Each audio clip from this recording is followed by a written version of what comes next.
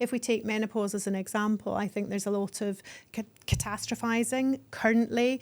You are going to potentially lose your job, your partner, you won't be able to function in the workplace. It's become a big marketing thing, hasn't it? Yeah, and wild. the menopause has always been there, and whilst women weren't always probably as challenged as we are now, most women will be fine. If you have ever wondered if your weight loss struggles or your health struggles are to do with your hormones, then this is going to be a very enlightening episode, because we have got Dr. Paula Briggs with us today. She is a consultant in sexual reproductive health at the Liverpool Women's Hospital. So Paula is going to be sharing her expertise and helping us answer some big questions around women's health, like how do hormones influence our weight and our body fat and more? What are the links between weight and fertility? What's PCOS? Why is it such a struggle for women? And let's bust the myths around hormonal contraception. I know that's something that you're quite passionate about. And we're going to cut the BS on some hormone balancing supplements as well that are out there on the market. So let's start with that question around our struggles as women always seeming to come down to our hormones, or at least that seems to be a perception out there. Why do you think that is? So I think, as you say, it's a perception. We're all very different, and some of us, when we're in utero, are exposed to different types of hormones. For example, fetuses that are exposed to higher levels of androgens, considered male hormones, are more likely to develop PCOS. So that's one theory behind it. It affects the balance of two different hormones, FSH and LH, and that's implicated in why some women develop PCOS. Okay, so it's not even to do necessarily with you as a separate human. It could happen based on what choices your mother was making. And what about our other struggles in terms of, women will say, oh, I started gaining weight because of my hormones, or I can't lose weight because of my hormones. Is there any truth to that? I think there is some truth to that. I think it's really important to go back to everyone as individual. There will be epigenetic reasons why some women are different to others.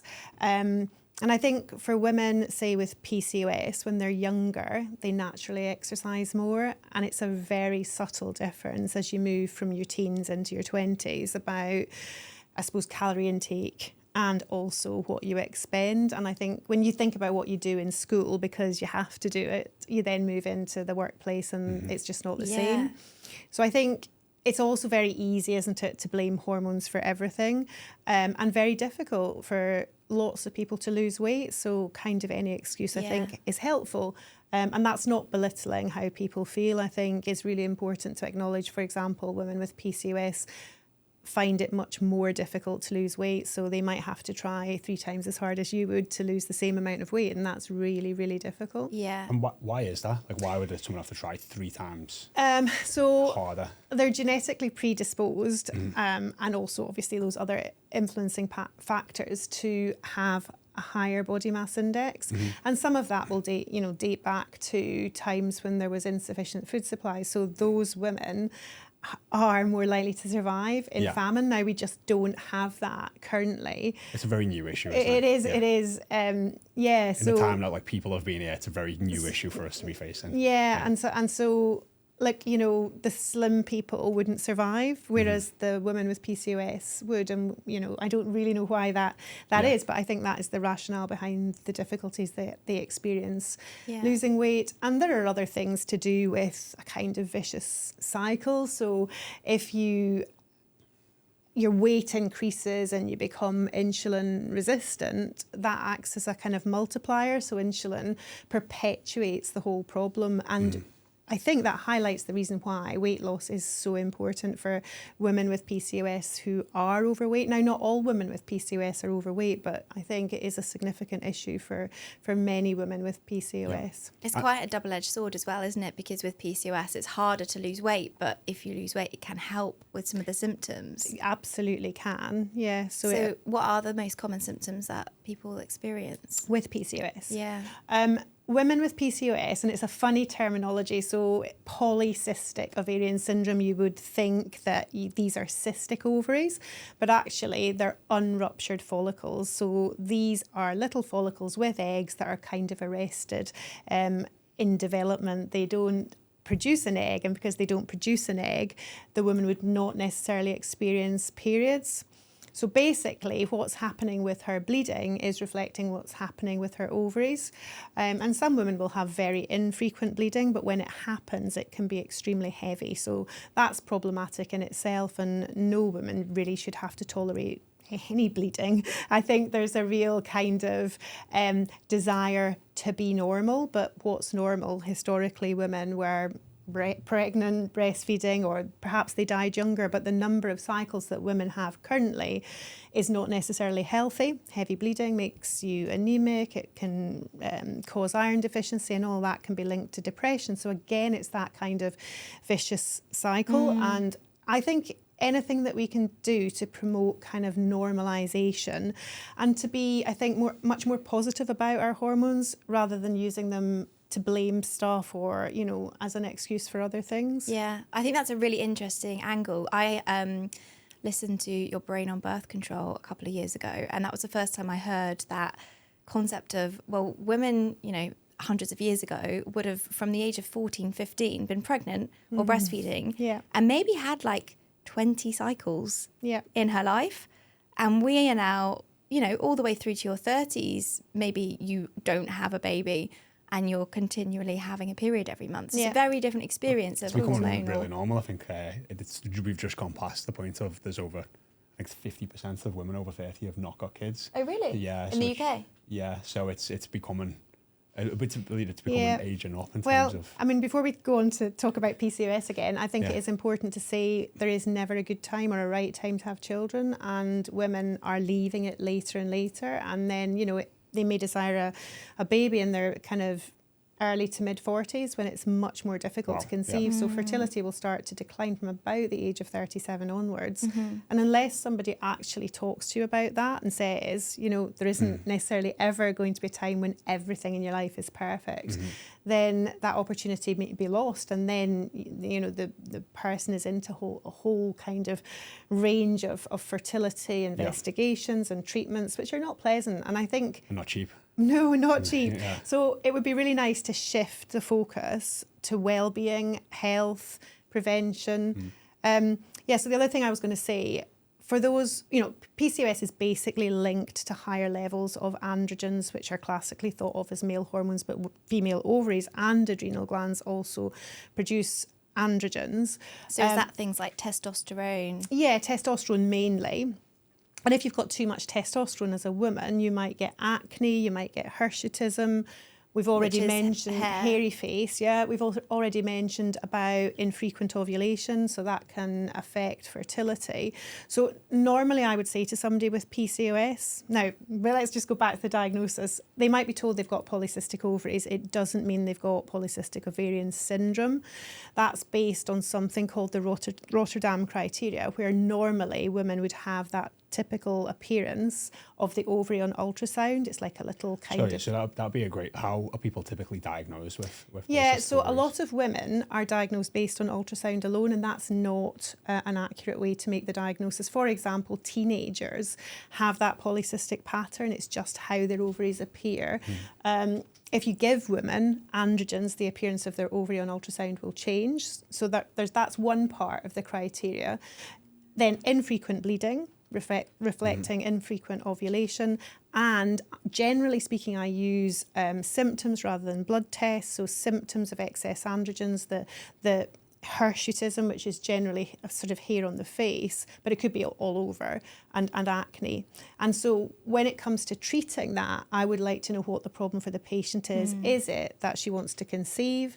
Or, you know, is it that she's really worried about having acne? Or, quite rightly, is she worried about not having periods? When I say quite rightly, in this situation, if you don't treat somebody who has infrequent bleeding, it may be that the lining of their womb is too thick, and that's a risk factor for endometrial cancer.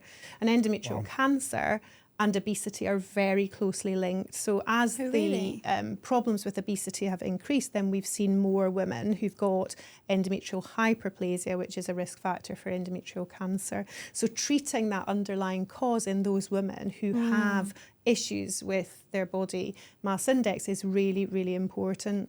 And how would you go about treating it? So I'm not a specialist in weight loss, but I might link with a weight loss service or, how people lose weight, I think, is really individual. And I think, we've got injections, haven't we, like Ozempic. Is that safe? We probably haven't got enough research on that to say 100% yes, it's safe at the moment. And my feeling is if we can support women to build in a little bit of exercise, and I think these things have to be done gradually. If you say to somebody, I want you to start running 10 kilometres a day, it's not going to happen. But if you say to them, I'd like you to go for a 20-minute walk at lunchtime or first thing in the morning, they're much more likely to do that. And I think with food has been very much affected by kind of, I think, advertising, as has everything, like kind of the media, social media. So go back to kind of healthy, normal, lots of colours, less carbohydrates. It's not, I don't think people would struggle with that concept, but the actual doing it is the difficulty. Yeah, we've got a rule, haven't we? Not a rule, but it's kind of like a great way of kind of going around the supermarket or the shop is was that food here 100 years ago? Yeah, absolutely not. People grew their own food, didn't they, exactly, 100 years ago? A lot of the food now that has been newly made, should we say, is made by design, and it's extremely highly palatable, and it's so easy to just keep eating and keep eating and keep eating.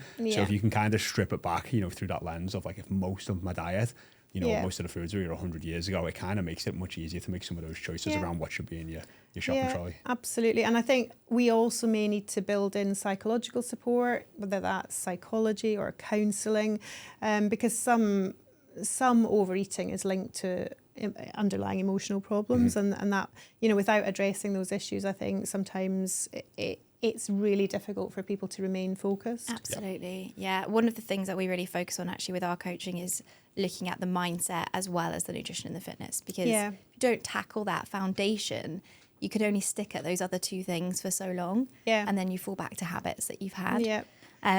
So you said like that's where you would maybe start looking at for somebody who was struggling with PCOS, and would it be other fertility issues as well? Would be those lifestyle changes? So the thing about women with PCOS who've got a robust diagnosis based on the criteria that we talked about, they're going to struggle to conceive potentially. Now, we can never say that they're not going to conceive, because you can get spontaneous ovulation. So we need to be really clear. And I think it comes back to what you were saying about mindfulness. What does the person want? And that's really hard.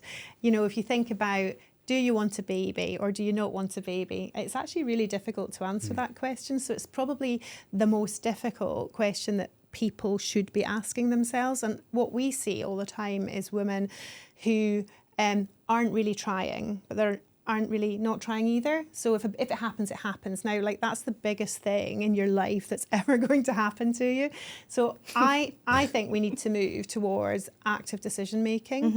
And then if it doesn't happen, then you look for help. So what I was going to say is women who've got a diagnosis can be referred for fertility treatment much earlier on, because we know that they've already got a problem.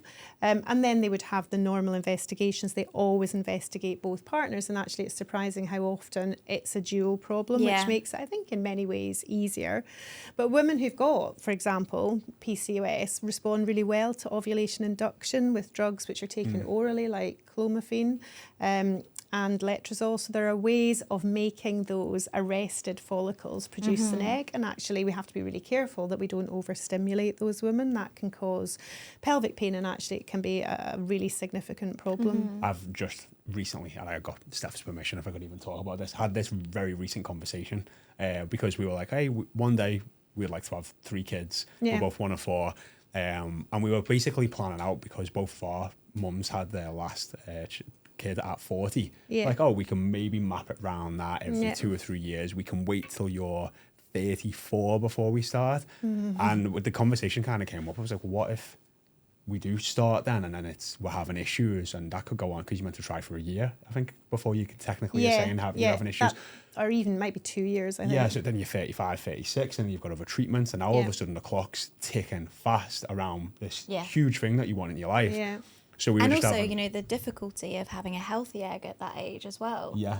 Yeah, so we very much had the conversation of like, hey, maybe this is something we need to pull further forward, and maybe we can have that, if it happens, maybe for like 6 months. Yeah. But like if that hasn't happened, maybe that's the time now to go and investigate, and hey, now you're 30 instead of 34 or 35. Start early. Yeah, which is, I mean, I don't know if you've got any sort of inputs on this, but like, has there been, because as we're seeing, you know, women are getting, you know, 50% of women over 30 haven't got kids, and you know, and that age seems to be going up, not down. And like, do you believe there's like a reason why that's happening? Is it? I think people are just, their focus is different. You know, like it's easier for women to have careers, and you know, we're seeing more and more women in the workplace. So I think it's just a timing thing. And as I said, I mean, maybe people feel younger, but they just don't seem to have that urgency. The biological clock is not ticking in the same way as it was. I definitely feel like that was the case for me, because it's one of those things where you think, oh, when I'm older, I'll do that. And I got to 30 and I thought, oh, when I'm older, I'll do that. Yeah. And then I got to 35 and was like... And you relatively feel the same age, don't you? Whether you're 20, 30, 40. Honestly, it's unbelievable. Absolutely. And there's also so much that we can do in the world now. If I compare myself to my mum's generation, you know, she has lived in the same town all her life, worked in the same place all her life, whereas I'm like traveling the world, going on all these exotic adventures, like working in different careers. And so for me, it felt like something that would hamper all of those potential experiences. Whereas for her, it was more of a, well, this is what my life fulfillment is. And I think that's a big shift over the generations. Have you got children, Paula? 4. Oh, wow, 4. Yeah. Oh, Wow. Yeah. Okay. So when did you start? 26 when I had my first, and 38 when I had my last. Okay. Yeah, so it's 12 years between. I'm sure my daughter was at school with you, or one of my children. Yeah. It's very possible. This will not be on the podcast. Yeah, so I think, was it the same for you? Because obviously you had a medical career, which is difficult to balance, I would imagine, with 4 children. Yeah, very difficult to balance. So I probably would have done obstetrics and gynecology if I hadn't wanted to have children. And I kind of specifically wanted to have 4 children. So everyone's different, aren't they, in how that goes. I've only got 1 brother. My husband has got 4 brothers. So he's come from a very different sort of family. And I think you see how kind of family get-togethers are just different if you're from a bigger family. And I do think family is very important. You know, it kind of goes back to your genetic material, doesn't it? Like, you know, I suppose we're talking about obesity today, but, you know, some families are naturally thin, aren't they? And some families are not. So I think, and also your kind of emotional well-being within your family. But yeah, do you think that is the genetics, or do you think that's the environment that you're brought up in? Because you've got 2 sides there, haven't you? Yeah, I think you get different kind of genetic makeups, different types of fats and stuff that mean that some people can eat more than others, and that's just really unfair. So then I did general practice, and I did that for 20 years, and during that time I had my 4 children, and there was a lot more flexibility with that. And then I changed specialty, which is reasonably unusual, to sexual and reproductive health, which is an independent specialty with a lot of medical gynecology. So I don't operate, I don't do obstetrics, and it's a very kind of versatile kind of profession. I do lots of travelling, lots of lecturing, lots of research, and so, you know, I've kind of got, I suppose, like a, I don't know, what do you call that, where you've got a portfolio career that's been very, very varied. So sorry, just coming back, you were saying like the big thing here is, you know, if it just happens, it happens. So this is for, you know, probably women who are coming into their 30s, would you say? It's like that message is for them is like, hey, if you actually do want to have children at one point in your life, so start actually thinking about it a lot more seriously.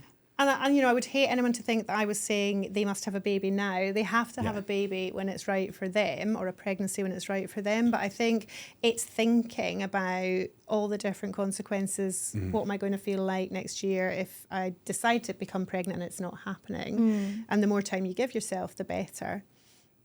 So, all women who actively don't want a pregnancy right now should use contraception, in my opinion. And I think there's a real kind of dichotomy, if you like, with hormonal treatments. We've got menopause, which has kind of gone off the scale, and there seems to be almost a kind of anti-hormonal contraception. And I think there's a real middle ground here where we can potentially improve well-being for women.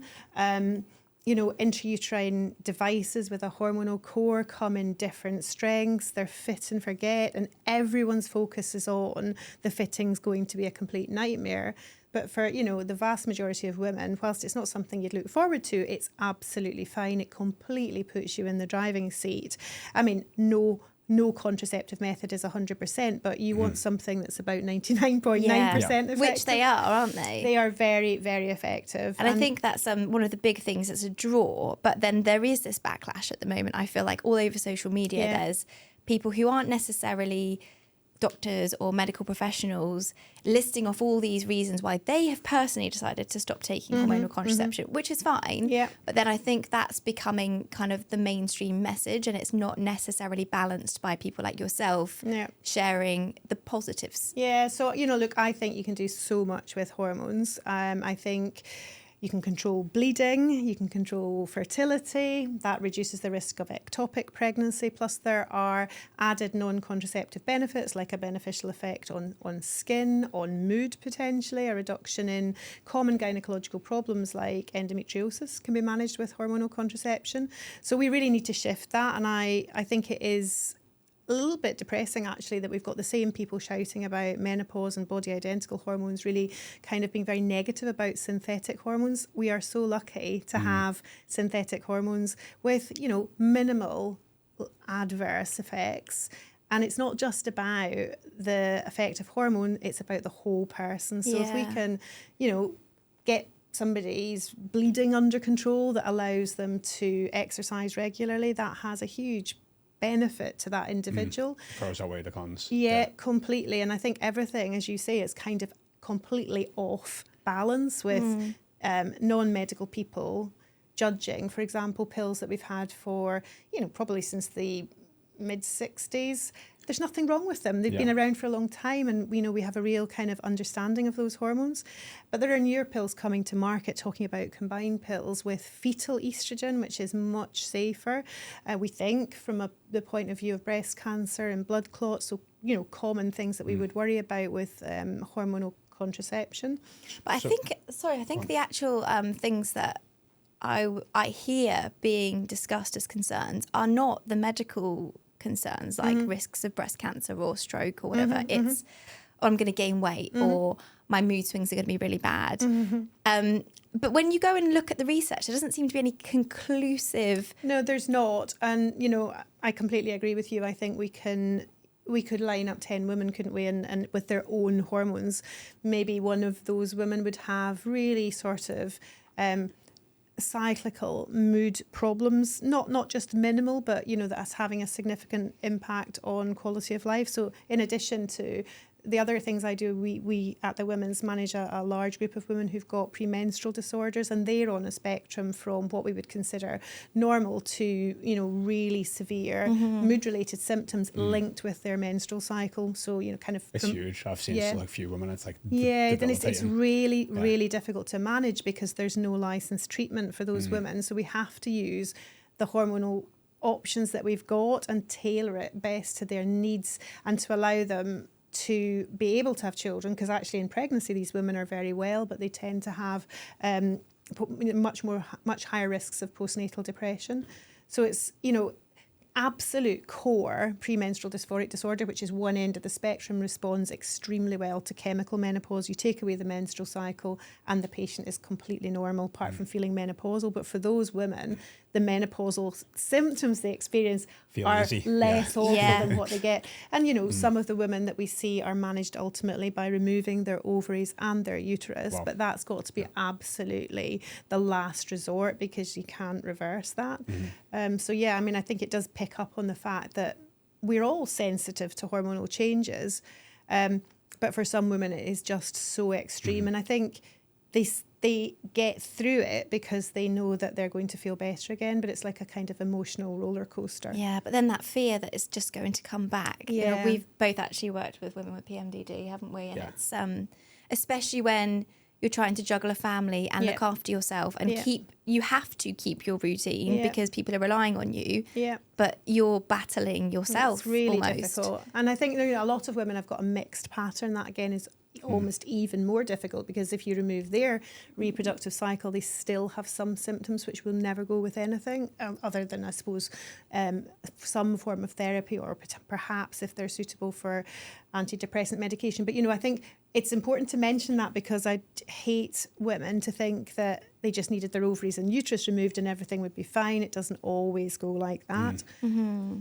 And so the point you were making, though, was people think, oh, these problems that I'm experiencing are because I've started this new pill. But actually, even if you took the pill out of the equation, people have very different experiences with the same, in inverted commas, hormones as the next woman. Yeah. I think the most important thing is to go back to how we are primed as individuals to think we're going to respond to something. So if we take menopause as an example, I think there's a lot of catastrophizing currently. You are going to potentially lose your job, your partner, you won't be able to function in the workplace. It's become a big marketing thing, isn't it? And the menopause has always been there, and whilst women weren't always probably as challenged as we are now, most women will be fine. Some women have horrendous symptoms, and obviously they should have access to treatment. But I think what we're seeing now is women feeling they must have HRT or their life's going to go to ruin. But actually, they can do so much without using any additional medication. And at the end of the day, this is medication. Loads of women using testosterone. Where does that testosterone go? Into the water. Then that's going to influence the number of women who've got PCOS. So it is, again, I think, the time to stand back and say, are we doing the right thing here? Or have we lost control? And this is the most difficult time from a kind of menopause perspective that I've had in the last 35 years. Wow.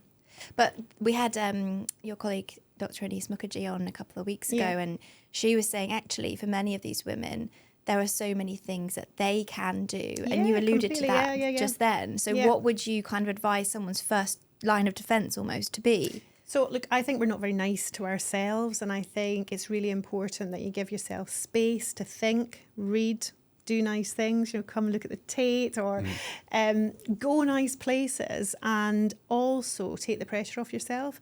There's nothing wrong with spending 2 hours going for a walk. That's perfectly defendable, really. And if you find that you've got 200 emails when you've got back, well, you can deal with that particular challenge in its own time. What I think is beginning to happen is we are being ruled by our laptops, by our mobile phones.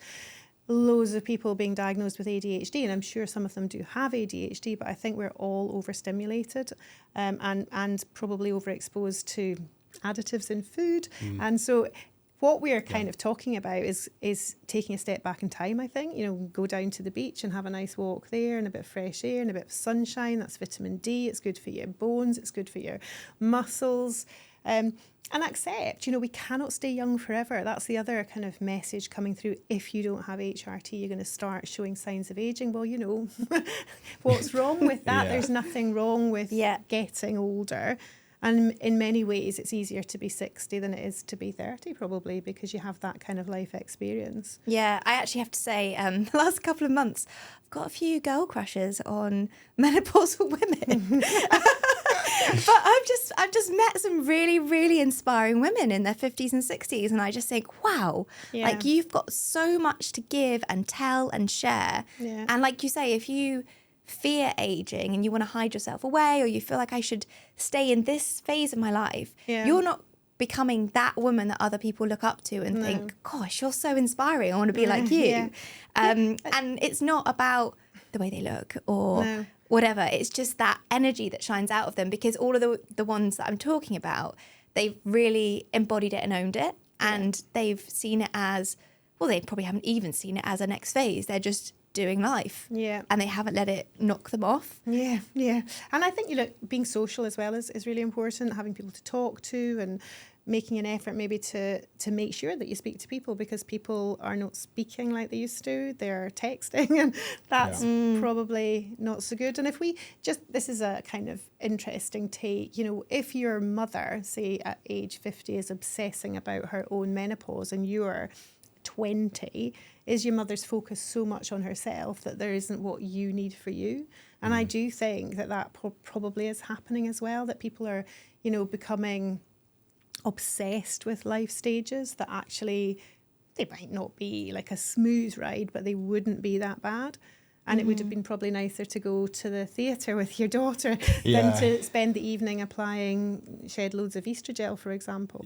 Or sitting Googling, Dr. Google. Well, that's the issue, isn't it? You go on Google, you type in menopausal symptoms, then your feed on every social media is full of ads for menopause, and then you get show menopausal content. Yeah, and it's the whole algorithm. Yeah, it's the whole idea, isn't it? It's like it's like a marketplace. Yeah, well, isn't it's easy to spot a yellow car when you're looking for one. I mean, it's like, so if you think you've got menopausal symptoms and you start, and then social media starts showing it, it becomes very easy to say, well, the reason I'm tired, the reason I feel like this, the reason of that, and all of a sudden it disempowers you, I think is the easiest way to put it, because sometimes your mind's so powerful, those beliefs that you can have is like, well, I feel like this way because of, and it's not trying to downplay that someone could feel like that, but sometimes you can definitely make it a lot worse. Yeah, and I think if people are listening to this, I think it's a real opportunity to take a step back and think, what am I doing?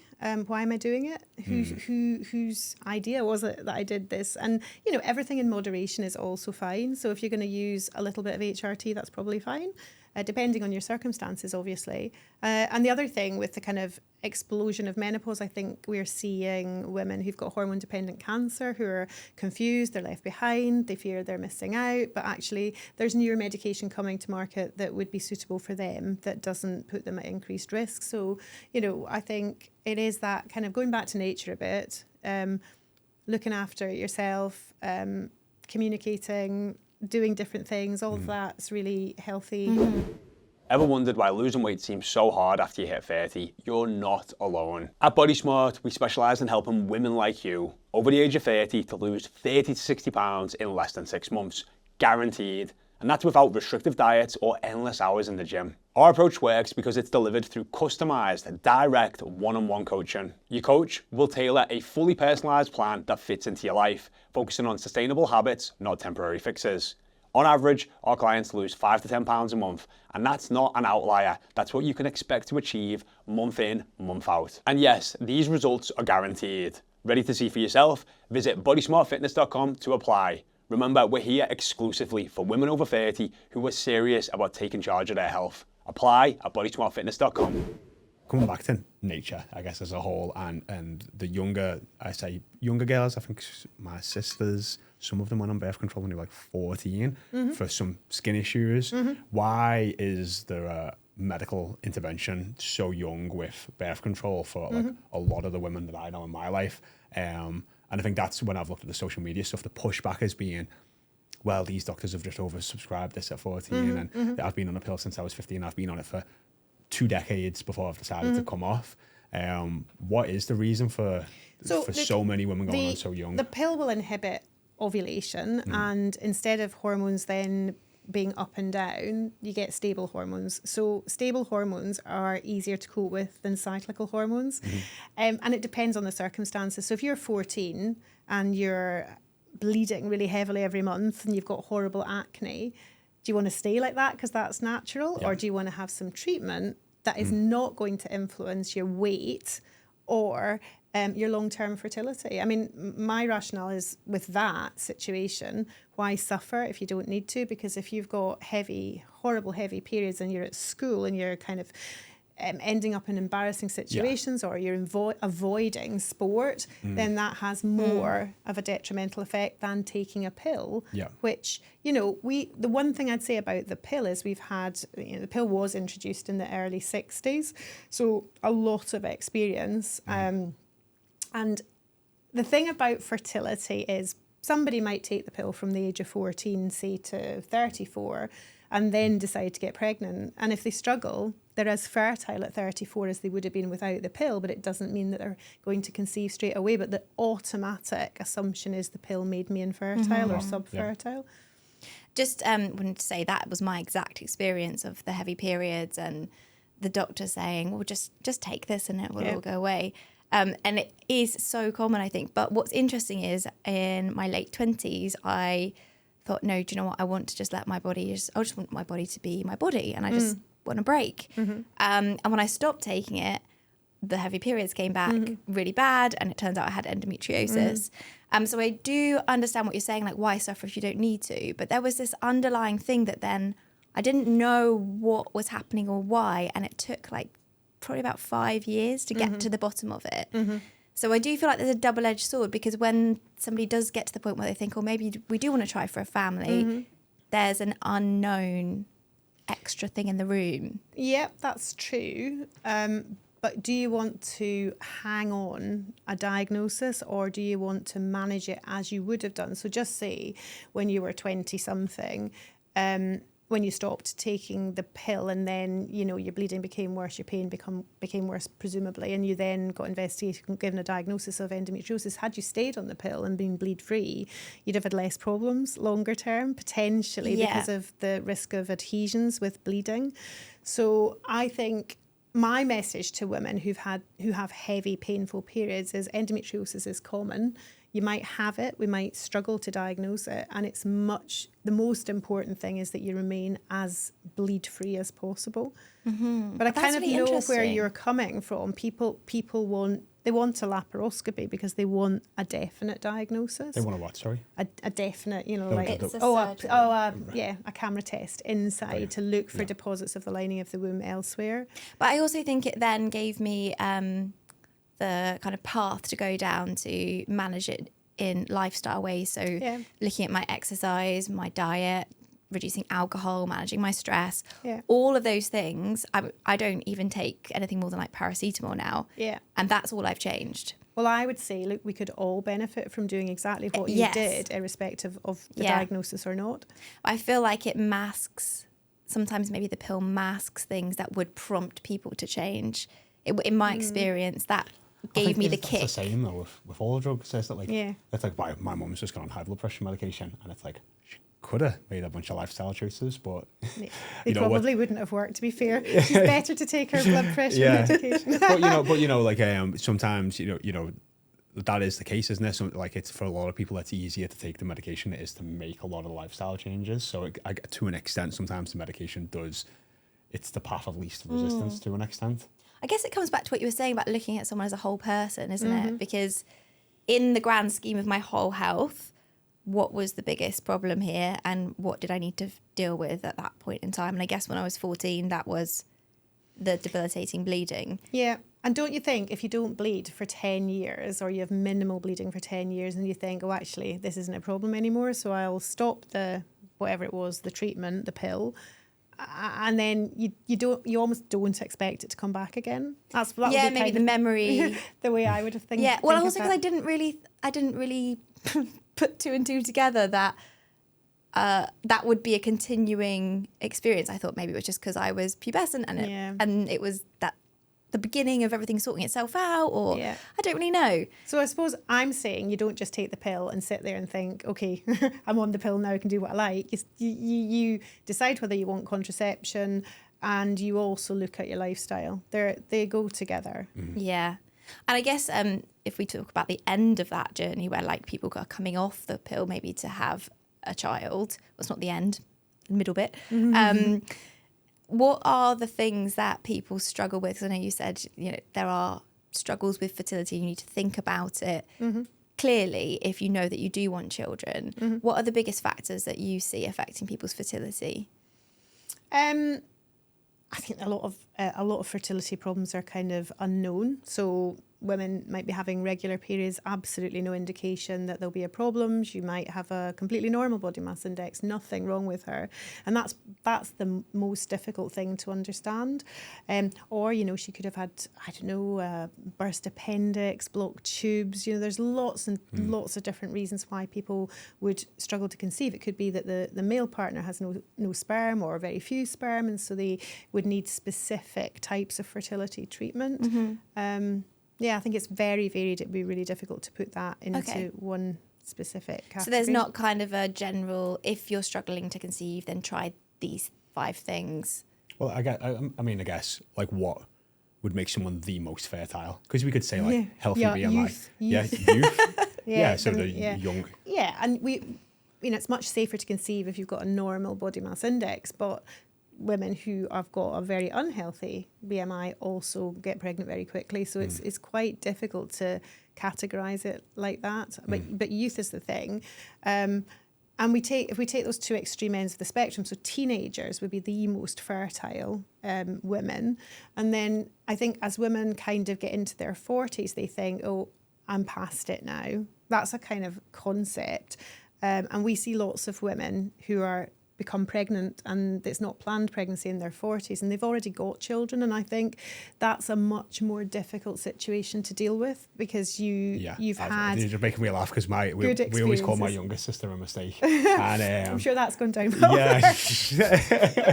And then Steph's and my mum was like, well, you three were planned and Nicole was a blessing, you know what I mean? Like, that's kind of how that goes. But like Steph's family, she says the same. She's the youngest one, and again both our parents were 40, our mums were 40, and I think exactly what you've just said is that I'm 40 now, you know, maybe I'm past that time. And it's okay, isn't it, if you can cope with the pregnancy and things, and you decide that you'll have the baby. But I think it can be quite a traumatic experience for women who decide not to continue with the pregnancy.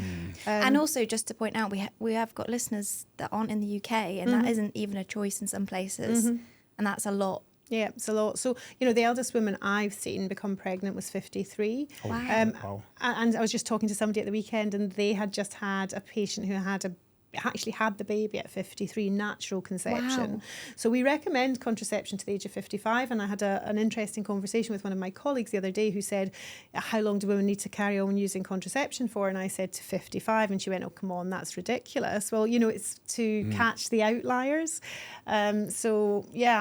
I think we have to remember that there's a very small chance as you get older that you'll have a pregnancy. That's a really interesting point, though, isn't it? Because with this talk of menopause, everyone's thinking, oh, I've got menopause symptoms. But that's actually perimenopause, isn't it? Yep, and that is such an important point. So for women in their 40s who are presenting, I'm talking early 40s, you can do blood tests, but they're not particularly helpful.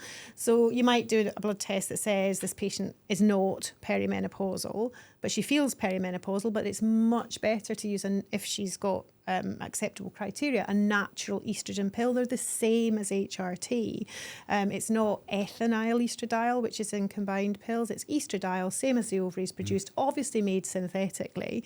And that will take away symptoms of menopause, but also ensure contraception. Oh, really? Yeah, so I think for that group of women, it's the better option to make sure that we provide both, or we use an intrauterine device with a hormonal core, and then we can add estrogen as a trial. And if her symptoms don't get better, then it's not necessarily menopause. And, you know, we do need to be wary, I think, particularly in the current climate, about saying that every single symptom is menopause, because you will miss women who've got significant diagnoses like, you know, TB is on the increase. It can cause low-grade temperature, sweating. We don't want to miss stuff like that that could be treated. Thyroid disorders, there's a whole range of things that could be wrong. It doesn't mean it's menopause. Yeah. I think that's a really interesting point, though, about actually you could cover both bases, because I think there's maybe a perception of you're either in one camp or the other. Yeah. And you could protect yourself almost against both. Yeah. And the commonest symptom of the menopause is an alteration in bleeding pattern. Generally speaking, periods become heavier, and there are specific combined pills which have an additional license to manage heavy bleeding. So natural estradiol pills with the added benefit of controlling bleeding and controlling menopause symptoms. So you get everything. You know, I've got this sort of term at the moment about surfing the menopause. So you kind of bridge that transition from reproductive to post-reproductive life with minimal disruption to the woman. We're all busy. We talked about that already. But if you want to have time to kind of get out and exercise and stuff, you want to reduce all of those symptoms that could have a negative impact. I mean, I think we don't want women to be unnecessarily anxious about any kind of symptoms, whether it's endometriosis, whether it's an unplanned pregnancy, whether it's menopause. And I genuinely think we can make a big difference by providing the right hormonal treatment for those women. Yeah, I love that phrase, surfing through the menopause. Yeah. I think that's actually, my mum had the intrauterine coil. Yeah, so it's the best for that. She like sings its praises because it's brilliant for endometriosis, for adenomyosis, for reducing cancer risk. And, you know, that's where we should be focusing our attention, I think. And is that 5 years that would generally last? Yeah, so as actually, well? Mirena, which is one of the brands, has just got an 8-year license for contraception. There's 3 different brands, Benalexa and Levocert. They're all the same, 52 milligrams of levonorgestrel. So essentially, they're all 8 years for contraception. And although Mirena is the only one with the license to protect the lining of the womb as part of HRT, and the license is 4 years, we leave it 5, and we're going to leave the other devices, Levocert and Benalexa, for 5 years as well, because they're all the same thing. And we've got, you know, like everyone is struggling, I think, financially. So these devices cost different amounts of money in this country, but we would use the most cost-effective method. So it's not that we're giving people kind of cheaper products. It's just about using the resources you've got. You know, and I kind of think that we've ended up in the situation that we're in at the moment with the kind of menopause marketplace, because the NHS is really struggling, and the massive increase in use of HRT and expectations on NHS practice has put it under considerable pressure. We've got a 40% increase in women bleeding on HRT. Nothing is made of that. You know, currently it's kind of the drive is to get as many women as possible on HRT, but it's not always easy for them. Yeah, and it's not a HRT is also something that's going to be managed, right? Because there is a lot of women who will get a singular pill and stay on that, but it is advised that you would get that checked, your blood checked every 6 to 12 months. You definitely need your blood pressure, and you definitely need your body mass index checking. Though you know, it's a real opportunity for a midlife MOT. I think menopause has become overcomplicated, though. All this, putting things together, unusual combinations, suggesting that all women have transdermal. You know, if you're a healthy, slim, you know, well woman and taking a pill is an easier option, then that might be the better option. In general, I believe women are using much too much HRT, too high a dose of estrogen. That's linked with bleeding. So I think, like everything I've kind of said today, it's everything in moderation is safer and healthier. And you know, you said then about the NHS feeling quite overwhelmed with all the demand. I know that's a very UK specific struggle, but do you think that's maybe fed into this market? Like Jamie was saying about the algorithm showing you all these things. Yeah, 100%. I'm constantly getting shown, and I'm only 36, hormone-balancing supplements. Yeah. I wrote down actually some of them because I was like, I want to cut the BS on this. Are these actually going to help at all? So one of them, this is what I found interesting. It claimed that it works for all women of all ages with various hormonal imbalances, but it was the same whatever ingredients. Whatever your problem was. And I thought, wow, that's a big claim. But they were maca root, rhodiola, ginseng, ashwagandha, chamomile, rosemary, and chaste berry. So all very natural sounding. Yeah. Would they make any difference? You know, it's, as a medical professional, it's virtually impossible for me to comment on that. However, the only supplement that I would recommend is vitamin D. I think everything else is really kind of difficult to say. And, you know, we're all really impressionable, aren't we? It depends what we want. Like, I want my hair to grow longer, so I bought a shampoo called Fast. I mean, it's nonsense. I know it's nonsense, but I still did it. Yeah. And I think, like, we just need to stop it and probably start eating properly. And, you know, like... The big rocks first. Yeah. It is tempting though, isn't it? Because I'm the same, like, postpartum hair. And I've tried all these things and now I'm like, no, do you know what? I just need to hit my protein goal and eat more vegetables. That's what I need to focus on. Yeah. But I'm constantly in my feed just seeing these supplements or oils or whatever it might be, and it does feel like, oh, it would work. Let's just give it a go. It's only an extra 30 But people are spending a fortune as well, and it's hard because they're paying for menopause care, which they shouldn't have to do. They're then buying additional supplements as well. I think, you know, that they don't need to do any of that. You know, I think we've been quite lucky in Liverpool. We've got a huge training programme for GPs, a very sort of supportive mentorship network. that's an ideal model that GPs wouldn't necessarily need to refer all the patients in, that they might discuss some patients on a Teams meeting. Better for the patient, better for everyone, really. So, you know, some of how we work in future will be about better collaboration. And because I started in primary care and I'm now in secondary care, I think I can see how the different camps work. And it is like a them and us type thing. And if we all shared a bit, then I think, you know, our consultants should come out into the community sometimes, and there's a big drive for women's health hubs. So we've got a really good pilot in Liverpool in what was the old Brook building to deliver menopause care in the community. Yeah, it's good, really good. Amazing. Yeah, sorry, this is a swing back because I think we only got to the one, which was on the fertility side of things. Because I know it's a lot. It's an issue that a lot of couples face. It takes 9 out of 10 couples a year to conceive, and if there's nothing wrong, nothing known to be wrong, that's what you would normally be expected to wait. But it's very, very variable from area to area. And number one thing is youth. So the younger, the easier it's going to be. The younger you are, the more fertile. And then obviously, is there anything else? Because, you know, like I've had couples who have like drinking on the booze, maybe taking some party drugs every couple of weekends, and like, you know, all of a sudden they stop for a month or 2 months and then they get pregnant. It's like, well, no shit, you know what I mean? You know what I mean? I think that's just a coincidence. I think. Oh, really? Well, some of those things are not that good for you, but we all do them a bit, don't we? Not saying the drugs, but, you know, maybe having a few many, drinks too many. Yeah. But I think it probably doesn't have as big an impact as we might think. Oh, really? Yeah. Because we were discussing this earlier. I know. Doctor says we can have wine. Earlier Jess and I were talking about it because she was saying, you know, at what point do you need to start looking after yourself in inverted commas more if you do decide you want to have children? Because we're obviously born with our eggs, aren't we? Yeah. So do they then change over time if we make bad lifestyle choices, or are they kind of immune to it? I don't know, and I don't think anybody could say for certain. I think we should all look after ourselves for lots of different reasons, like staying alive. So a healthy lifestyle is good for everyone. And it's sometimes difficult to sustain, but it could be that you decide that you're going to do 10Ks all over the country or something like that. That would be a good way of keeping your weight under control. Yeah, but also you can just go for a walk.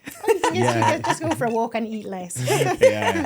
Yeah, I know one of the things that we often talk about is with clients specifically, they come to us because they're struggling to conceive and they've been told by a doctor, if you lose weight, it will be easier. So what's fertility the link there? does improve. You know, for example, we were talking before about PCOS. So as soon as the patient starts to lose weight, the fertility will improve. So sex hormone binding globulin is a protein that binds male hormones, and it as your weight comes down, the amount of sex hormone binding globulin goes up, and so the amount of free androgens comes down. So that just shows you how things are linked, and that's the best way if you're an overweight patient with PCOS of improving your fertility. And actually, even if their weight doesn't change significantly, say it came down a tiny bit, it would still have a positive impact on fertility. My client Anna, it's about 6 years ago she actually started with me on New Year's Eve, and the goal was to lose 3 stone, which is about 42 pounds. So she wanted to lose about 3 stone so she could get IVF. So she didn't even qualify for IVF. And then over the next year she lost 100 pounds, so about 5.5 stone. Wow. So she and she got pregnant. And then she got pregnant. We were about weighted plateaued for about 8 weeks. And I obviously had a great relationship with her, and I was like, "Are you sure you couldn't?" And she's like, "No, not at all." And then the next time I seen her, I just walked in and I seen her, and she was just flooded with tears. I was like, "What's up?" She was like, "I'm pregnant." But it was like a relief, and I think if your goal is to achieve a pregnancy, that's such a positive goal that it makes it easier to really sort of change your lifestyle. We actually get quite a lot of clients join us with that goal, don't we? Like we've got a little repertoire of body smart babies. Oh, that's nice. Yeah. My favourite was the lady who she was on her 8th round of IVF. Do you remember? And did she get pregnant without it? No, but it was I think it was a problem with her insulin. Right. And so we worked really hard on her diet and getting active, and I was in floods of tears when she told me that she finally had a successful IVF. But it does tend to be, like you say, that driving force, because I don't think she would have stuck with it the lifestyle changes, when it all felt so hard, if there wasn't that kind of beacon at the end of what am I doing this for? Yeah. And I think tying back to what you said earlier of, do you even have a clear decision whether you want children or not? Getting clear on that could help you look after yourself. Yeah. And as women... And there's absolutely nothing wrong with not wanting children. I think there's a lot of guilt associated with making that decision. I you know, I have full respect for people who make that decision. I think it's much more difficult to go with the, well, if it happens, it happens, when you think about everything that goes along with a pregnancy. I actually think for a lot of people, saying if it happens, it happens, it means you don't have to, you don't have to, decide, because it's harder to say I don't want to, I think. Oh, I do as well. You have to have like a justifiable reason. Yeah. Because I didn't want to have kids, and it wasn't if it happens, it happens. Did you change your mind? No, it just happened. But it was one of those things where if I said, no, I don't want to have kids, people would kind of look at you as if you were a bit weird.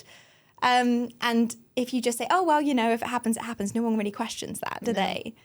So I think it's harder almost to make that decision. Yeah. No, I do. I agree with you. But if you are on the yes camp, then definitely using that to spur you on to look after yourself can be a really powerful why. Yeah. Yeah. I mean, I think the difficult one, and I think maybe I'm getting this right or wrong, let me know, is that like a lot of people will, or a lot of women will wait and say if it happens, it happens. Or, you know, maybe some point in the future, but then get to a point in the future where they've pushed their career first, or they've wanted to enjoy themselves more. And then they get to that point where they're 36, 37, 38, whatever age it is, and now it's a struggle, and now it's like 2 years of pain, and the regret kicks in. And maybe if they can't have kids, you know, there's a great thing, which is like regret is poison. You know, go and speak to a bunch of 70 or 80-year-olds and ask them, you know, what the regrets are, and it quickly kind of grounds you in what's important in life. And, you know, if you've ever spoken to someone who's... we should speak to older people more often. We should speak to older... I mean, they've got a lot of life lessons and a lot of wise things to share and pass down. But like that's I think is the push there of like having that discussion earlier is right now everything can feel really busy, and social media and your career and work, and that's all exciting and great, but don't ignore. I agree with you completely. I also think while we're on the topic of kind of lifestyle, that we are seeing women who are really unfit in the, you know, perimenopausal women, early postmenopausal women. They're significantly overweight, they've got high blood pressure, and all they want is HRT because that's going to transform their life. And obviously it doesn't make much difference if you've got other medical problems that are not being adequately managed. So, you know, it's really important at that point, I think, to take treatment for high blood pressure. They might have type 2 diabetes, they might have osteoarthritis, they might be on pain relieving medication that's causing sweat. So it's can be a really complicated picture, and it's not just a case of using more and more additional hormones that are very much flavour of the moment. But, you know, the other thing about menopause is it has peaks and troughs, and I feel we're in a kind of peak at the moment, but that could change tomorrow, and it could be the thing that nobody wants again. And we need to focus on the things that are really important, which is health. Absolutely. Yeah. I feel like from my marketing side of things and brain, if I look at the total addressable market of menopause, it's every single woman. Yeah. So I feel like over the past like couple of years, 5 years, I would say it's like ramped up, and it's like it doesn't feel like it's stopping. And I just don't think that's going anywhere, because when you've got a market that is all women. But if there's a safety issue, that's often what it'll stop it really quickly. And we just, you know, because of the increasing amount of use of estrogen with minimal progestogen sometimes, that definitely puts the endometrium at risk, and there's always a delay in women presenting with cancers. So I'm personally anxious about that. You know, I think it's really important that people should stick with guidelines. They're there for a reason. They're there to support patients for patient safety. And I'm not convinced that that's happening. Oh no, I completely agree with you. Yeah, I completely agree. I don't even know how to summarise this episode. We have gone all around everything we could possibly want to ask with women's health. Yeah, I kind of think it's about normalising things, taking the heat out of people's anxiety about hormones, and using hormones that are available, and we're very lucky that we have them available, to make the best of your quality of life and enable you to do the fitness stuff that you might want to do that might be difficult otherwise, and to make small changes. Or have small manageable goals set, a bit like that lady that you were talking about, if you'd said to her, you need to lose 6 stone, that would probably been devastating. Whereas, you go at it in a way that is supportive. That all we were literally done was we focused on the next month. Yeah. So we just made it very clear of like, here's like where we're going to start. Like, this is what we're going to manage each week. And we just said, hey, this is a step goal. What do you think out of 10 you could get that? And every time I got like over an 8, it was like, that's what we set. And then we set a couple of actions. We done that for the first month. 2 thumbs up, pat on the back, celebrate, set the next month, tiny bit more. We done that for a year, £100 off. It's amazing. Yeah, it went from morbidly obese on BMI to healthy BMI. Amazing. Yeah. So. I also think that people shouldn't fret about their hormone levels. I think we're seeing people spending a lot of money on profiles that they don't need. They're measuring things that are completely irrelevant, and just kind of maybe be a bit more solution focused. Yeah, I mean, and also like your hormones can just, for men and women, swing so much off like the littlest things. Yeah. Matthew Walker, who wrote Why We Sleep, he starts his TED Talk, I've said this before on here, which is he starts his TED Talk by going, testicles, and he goes, men's testicles on average are 30% smaller when they have less than 6 hours sleep. And which is like, it's a great hook to start something, but it's just basically saying, so your testosterone levels will be wildly lower off you getting 5 hours sleep, and all these people who think they can survive in 5 hours sleep. But if you went and got a blood test that day to see what your testosterone levels are, or even if a woman went and got their hormone levels done on 4 or 5 hours sleep, or the baby's kept them up, if you think you're going to be prime levels, probably not. And then you could get a diagnosis and say, well, progesterone, estrogen, testosterone levels are all low, and it's like, it's a snapshot, isn't it? Yeah. So when you say solutions focused, you're looking at the outcomes, deciding what you want for a start, and then looking with probably the right kind of medical input as to whether there's something that would make your, sort out your particular problem, whatever that might be. And it might not be any problem, or it might just be that you've had one baby and you weren't really planning any children and you're not sleeping. Are you going to do that to yourself again and again and again?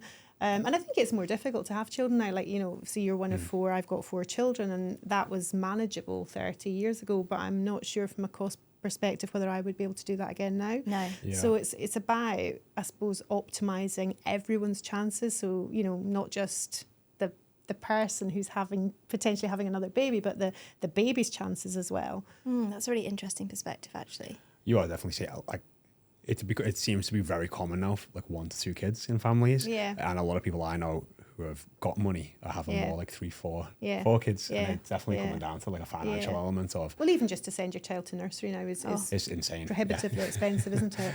Yeah. But, my daughter's got 2 little boys, and I think they're just really lively. And she might have, I don't know whether she was intending to have lots more children, but she's definitely not intending that now, because it's exhausting, isn't it? And sleep's really important, but, you have to go with what you get. But we've got that choice now, haven't we? Yeah. Which is amazing. It is. So your biggest tip for somebody who's thinking, like, my hormones are running havoc, what would you say to them? See somebody who specialises in hormones, and you could be provided with natural type estrogen. It doesn't have to be a hormone that would have been available in much older pills. There are newer pills coming to market that are, I think, likely to have much better outcomes. But all combined pills, for example, will improve hormonal stability, and many women respond better to that. Like lots of women will feel quite well in pregnancy as long as, they don't feel sick, but you lose that kind of cyclical change that you get in a reproductive cycle. So would it be asking for a referral beyond a GP then, do you think? No, so you might go to a sexual health clinic, and I suppose it just depends where you are in the country, what kind of level of expertise, but you don't, you're not necessarily going to get anything better in the private sector than you would get on the NHS. It's just finding, I suppose, a specialist centre. Like in big cities, London, Liverpool, Edinburgh, there will be substantial sexual and reproductive health services or gynaecology. And in the US, I'm not sure how it's set up there, but potentially asking for a referral to a similar service would be helpful. And I think, it's useful to look at, if you're going to see somebody who's a contraception specialist, so you want to know, have they published in this field? Are they well known? Have they got links to Royal Colleges? All that kind of thing, I think, is the patient's way of finding out, is this person truly an expert in their field? It's worth doing your homework and your due diligence. Yeah. Yeah. Amazing. Well, thank you for all your insights and advice, Paula. It's been a pleasure to have you on. Thank you. And hopefully you've answered a lot of questions or bust a few myths for our listeners today. Thanks. Thanks. Cheers.